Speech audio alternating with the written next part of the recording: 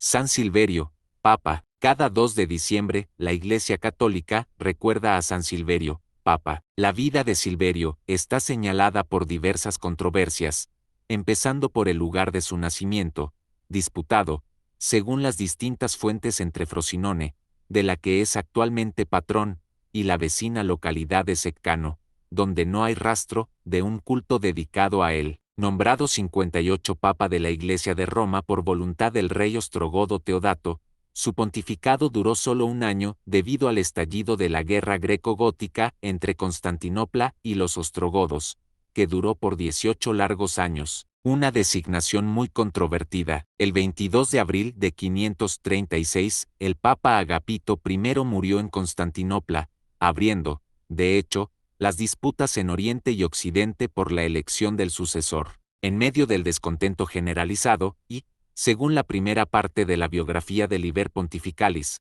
el rey ostrogodo Teodato impuso como papa a Silverio, que en ese momento solo era subdiácono, un ministerio eclesial considerado demasiado bajo para acceder directamente al ministerio del sucesor de San Pedro. Junto a la designación del diácono Silverio como papa, el rey Teodato amenazaba con sofocar por la fuerza cualquier oposición proveniente de la nobleza o del clero. Por tales motivos, todos debieron callar y obedecer, poniendo buena cara ante tan violenta imposición. En medio a este triste cuadro de la Iglesia de Roma, apareció también Teodora, que era la esposa de Justiniano, el emperador romano de Oriente, y que defendía la herejía monofisita y que se oponía a la designación de Silverio como papa, pues ella ya había dispuesto que el sucesor de Agapito habría sido Vigilio, su fiel servidor. ¿Qué era la herejía monofisita? El monofisismo fue una doctrina teológica desarrollada alrededor del año 400 por el archimandrita Eutico,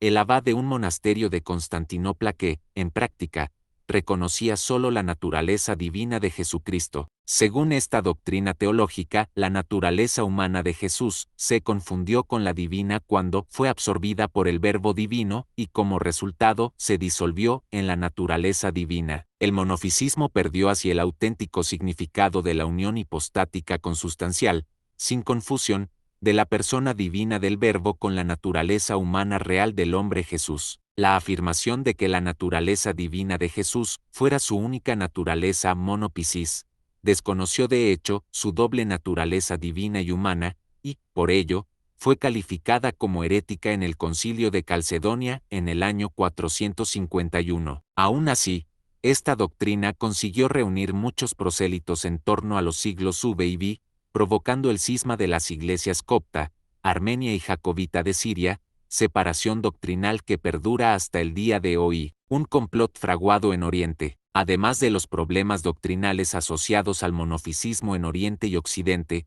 la situación se complicó aún más desde el punto de vista político en la península itálica, disputada en ese entonces entre las fuerzas de Constantinopla y las de los godos invasores. Obviamente, las consecuencias de tales conflictos recayeron también en el ámbito religioso durante el pontificado de Silverio. El emperador Justiniano declaró la guerra a los ostrogodos enviando a su mejor general, Belisario, que consiguió llegar a Roma, y en su camino hizo que Vitiges, el nuevo rey ostrogodo que había sucedido a Teodato, se refugiara en Rávena. En este contexto, Teodora siguió librando su batalla personal contra Silverio, intentando que éste suavizara su posición a favor del monofisismo, pero al no conseguirlo, urdió un complot. Hizo circular una carta falsa donde Silverio prometía abrir las puertas de Roma para que el rey de los godos Vitiges entrara para liberarla de los bizantinos. Silverio puso en claro tales falsedades y dejó el Laterano para recluirse en la Basílica de Santa Sabina. Pero tiempo después Belisario, su esposa Antonina y Vigilio, inventaron nuevas acusaciones contra Silverio, que esta vez no se defendió. De ese modo, Silverio fue despojado de sus hábitos pontificios, fue revestido como monje y exiliado a Constantinopla.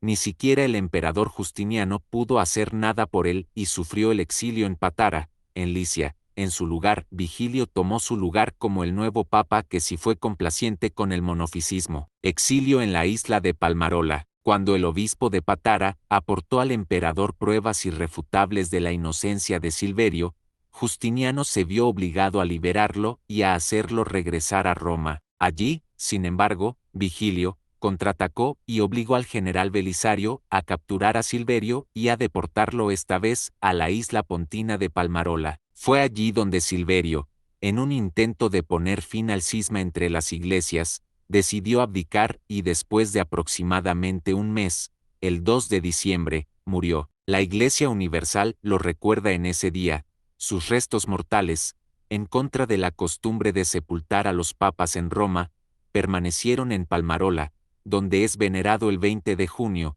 día de su llegada a la isla.